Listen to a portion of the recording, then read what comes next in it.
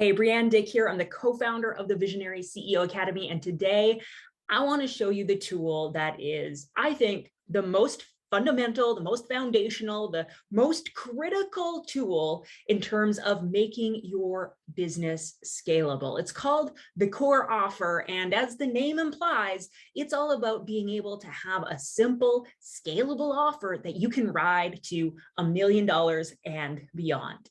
Now, if you're watching this on Facebook and you want a copy of the worksheet so you can be plotting out your own core offer with all the prompts and all of that kind of stuff that I'm going to be working through here today, you can go ahead and just comment worksheet below. If you're watching this on our site or on YouTube or anywhere else pretty much on the interwebs, you can go ahead and just find the link below. It's either a link or a button, and you can download the worksheet from there.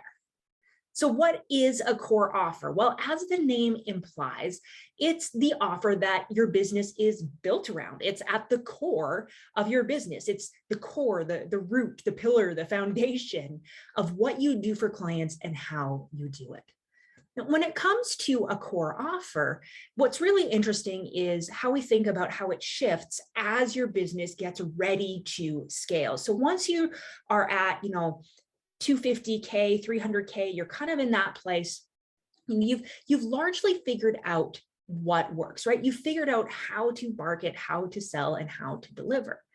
The trick is, though, that most people get to that point by coming up with different kinds of things. You're iterating, you're experimenting, you're making different offers, you're doing different services, you're creating different programs. There's lots of experimentation going on to get you to that point.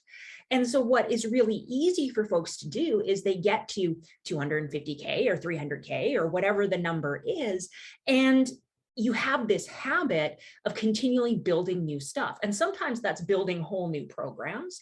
Other times it's, I have this program or I have this service, but I'm going to just keep tweaking the way we do it. And I'm going to keep changing and adding and all of this kind of stuff, right? Because we're so used to experimenting that we're in this constant iteration mode.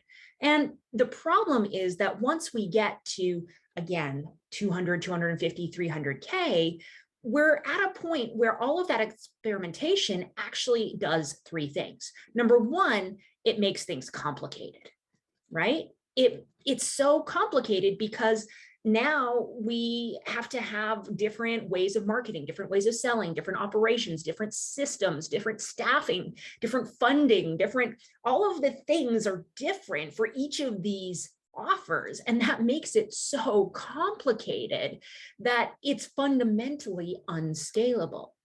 The second thing that happens is that we have so many different things to sell, right? We have to spend all our time selling. We're selling our stuff to the public. We're selling it to our VIP clients. We're selling in upsells, and then we're upselling off of our upsells, and we're selling from the stage, and we're selling on a sales page because, as we said, it's not only complicated, but now you have all of these different things that you need to sell, all of these different offers, all of these different products, all of these different services. And so you can spend so much time trying to sell that you quickly get overwhelmed. And that leads us to the third thing, which is that even when you do get people into your programs, it's completely unoptimized because, number one, your team can't wrap your head around it because there's so many moving pieces. And wait, is that this offer or this offer? And what happens? And clients are confused because, like, should I buy this thing or that thing? And where do I find this? But I thought I was getting this, but that's only part of that program. What? And with all of that confusion, who ends up down in the weeds trying to solve all of these problems and save the day? Well, it's you, right?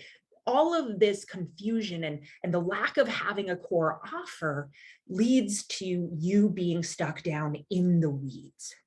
And what we want instead is to have, obviously, a core offer, but not just any core offer.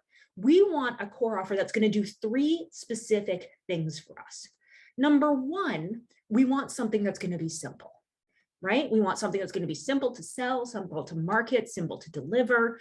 We want it to not have a million moving pieces. We want to have one way of staffing, one way of funding, one way of setting up our system so that it's simple across the board. The second thing that we want is that we want to have something that's reliable in terms of bringing in cash flow. So instead of having to spend all our time selling and selling all these different things, we want something that we can sell. And not only does it bring in money once, but it allows us to be able to generate revenue from existing customers. There's research out there that says it's something like 7 times easier to get someone to buy from you a second time, a repeat buyer, than it is to get someone to buy from you the first time. And so if you want to stop having to go and sell all the time, we need a core offer that's going to be reliable in terms of generating revenue on repeat. And then the third thing that we want is, well, if the problem over here was that it was unoptimized, we actually want it to be optimized in our core offer, right?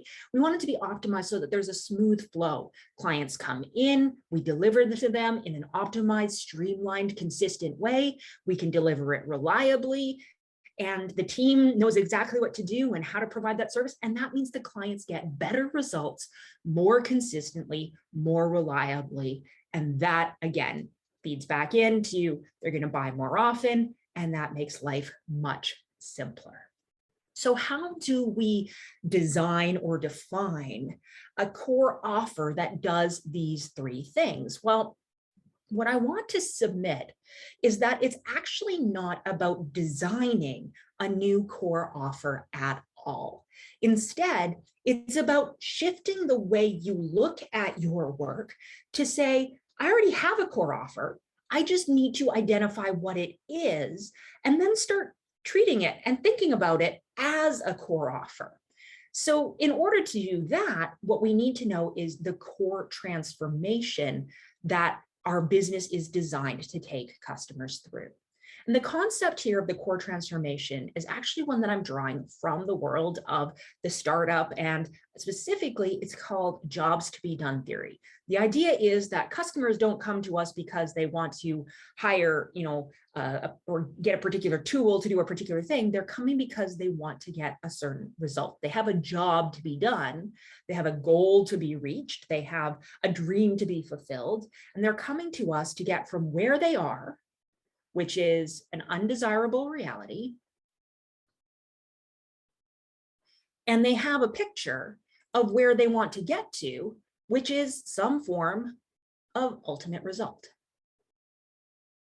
And so the first thing that we want to look at when we look at our customer transformation, our core transformation, is that our core offer should be taking people from their undesired reality to the ultimate result.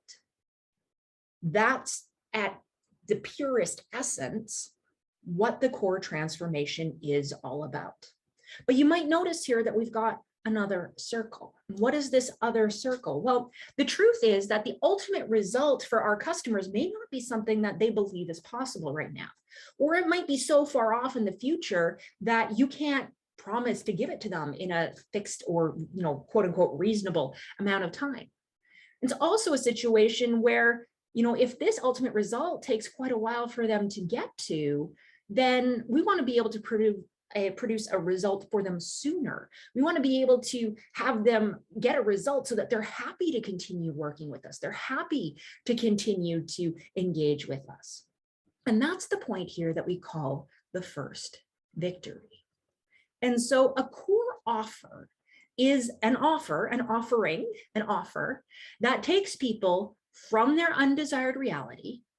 It gets them the first victory in 90 days or less. And then it continues to get them to the ultimate result. And so what I want you to be thinking about here is, what is this for your clients? What is the undesired reality? What is their ultimate result? What is the big dream come true that maybe it'll happen a year from now, 5 years from now? I don't know when it'll happen, but it's the ultimate reason that they would want to work with you, engage with you, benefit from your services, right? It should be a result, by the way, which means that it should be something that can be observed. It should be something that can be observed, and it should be binary. It's something that we should be able to prove either happened or it didn't. Right? They either made $1 million or they didn't. They either were able to climb that mountain with their kids or they weren't. They either took that big vacation or they didn't. They either were able to win that championship or win that race or they didn't, right? That's the observable binary ultimate result that your clients are wanting. And so as we go through here, what we're really talking about is framing our core offer in terms of these three things. Number one, what is the undesirable reality that they're currently facing? Number two, what is the ultimate result? And number three, what is the dream come true that I can help them achieve in 90 days or less, right? What's the first victory that I can get them? And then those transformations together from undesirable reality to first victory is what we call the front end. And from first victory to ultimate result is what we call the back end. And it actually doesn't matter what kind of business model you have. You could have a membership model, in which case the first, say, month that you're in, that someone buys into your membership, you have them go through a specific onboarding experience that helps them get a result so that they want to stay in your community. And then month over month over month, they're able to continue to benefit from the membership and get ongoing continued results. It could be that you have a service. And so the first result, let's say you're a web design and development company, the first result that they want to get is a design, right? Their first victory is the design being done. And then the back end is the development and ongoing maintenance that comes from there, right? Ongoing partnership with you to continue to develop your service. In some cases, the front end and the back end actually look like they're the same offer. For example, you're a lawyer and you help people with contracts. And so there might be the first contract that you help them to do and develop. And then there might be, the second contract and the third contract and the fourth contract or whatever. But the truth is this first one, this first victory, that first contract in the front end takes a little more work, right? Because you have to learn them, you have to learn their business. And so the process of the front end is different than the back end. Regardless of what model you have though, it's these fundamental stages, the front end that gets someone a first victory, and then a back end that gets them to their ultimate result that is so important when it comes to determining what your core offer should be. So let's go ahead now and look at how we actually do that. Because again, we don't want to be creating new things. We want to figure out what you're already doing is part of your front end or is part of your back end. So we've got an offer audit spreadsheet here. It's pretty self-explanatory, so I won't spend too much time going into detail on it here. But the idea is that you can list out all of the things that you sold over the last 12 months.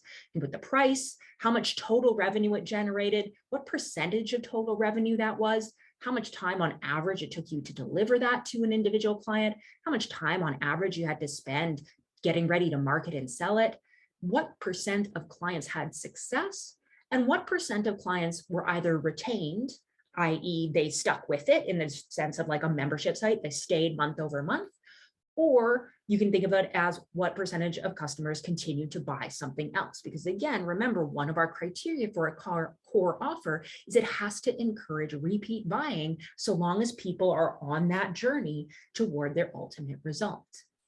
Once you've figured all of that out, it'll be really easy to eliminate some things, right? The revenue will be such a low percentage, we'll have way too much time to deliver. It'll be pretty obvious, right? But you'll be left with a few offers potentially that you're like, which one of these is my core offer? Is it a front end? Is it a back end? For those, you put them in the second table and you can say, what result did they get as part of completing this offer? And is that result part of the front end? Is that something that they get as part of the first victory? Is that something that they get as part of the ultimate result, right? It's not part of the first victory, but it's part of that longer journey. Or is it something that actually doesn't contribute to that timeline and that journey at all? In which case, it's definitely not the core offer. And so you can look at what you're currently offering and you can say, does this contribute to the first victory? Does this contribute to the ultimate result? Or does it not contribute at all? In which case it's not the core offer.